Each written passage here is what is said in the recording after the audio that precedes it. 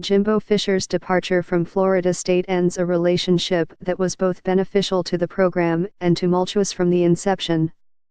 He demanded control of virtually every detail of the football program, and in exchange he delivered results the school had yearned for since the halcyon days of the 1990s.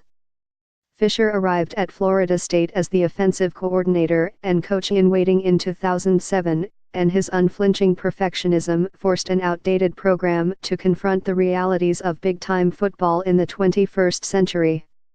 He took command of an athletics department that had grown stale after decades of success under Bobby Bowden.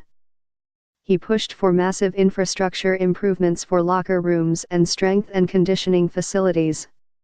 He demanded an indoor practice facility that many of the folks writing the checks at Florida State thought wasn't worth the investment. In short, Fisher's micromanagement injected new life into a moribund program and brought Florida State back to relevancy on the national stage. Fisher's tenure was not without controversy. There were numerous incidents involving Seminoles players under his watch, including sexual assault allegations against Heisman Trophy-winning quarterback Jameis Winston. Fisher stood by Winston at every turn, both during the sexual assault allegations and when he was suspended for shouting a vulgarity in the school cafeteria, which exacerbated tensions between the coach and administration.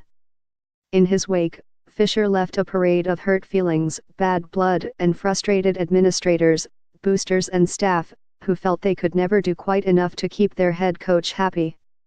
In the end, a losing season and another round of demands proved too much, and Fisher's final game of chicken in Tallahassee ended with such devastating damage that there was no sense in attempting repair.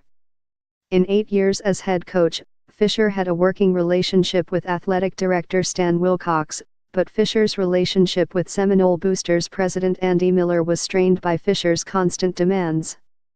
The problem, however, was more that Fisher had done little to gain allies over the years, and when the power dynamic shifted this season, few people were willing to stick up for the coach. So what exactly did Fisher want? That's a nagging question. Facility upgrades are already in the works, though Fisher offered frustration that FSU hadn't kept pace with burgeoning brands like Clemson. The money was already good, with Fisher owning a $40 million buyout, but Texas A&M was willing to pay even more. Fisher made huge gains in salary for his assistants over the years, but this staff struggled badly over the past 2 seasons, from an embarrassing 63-20 loss to Louisville in 2016 to the season's 5-6 record. Changes were imminent, whether Fisher wanted them or not. More than anything, however, Fisher simply wanted. He wanted something more in 2013 when Texas made overtures. He wanted something more in 2016 when LSU showed interest. He wanted more this season when it became clear he was Texas A&M's top target. And at some point, Florida State was simply tired of giving.